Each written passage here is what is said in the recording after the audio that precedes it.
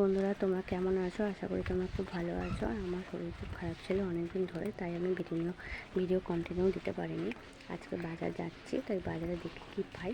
তো বাজারে গিয়ে দেখতে পেলাম বাজারে ছোটো ছোটো আমুদি মাছ। আর আমুদি মাছ খেতে খুব ভালো হয়, তাই একটু আমুদি মাছ এনে ভালো করে তেলে ভেজে নিলাম। দিয়ে কড়াই তেল দিয়ে পেঁয়াজ, আদা, রসুন, নুন, হলুদ, লঙ্কা দিয়ে ভালো করে ভাজছি।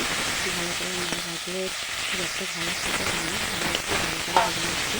আজকে মাগুলো এমনি রান্না করতে, তাই একটু এমনি রান্না করলাম। মাঝে মাঝে এমনি রান্না করলে বেশ ভালোই লাগে, তাই ভালো করে একটু কেটে নিচ্ছি, যাতে টমেটোটা একটু গামাখা গামাখা হয়ে যায়।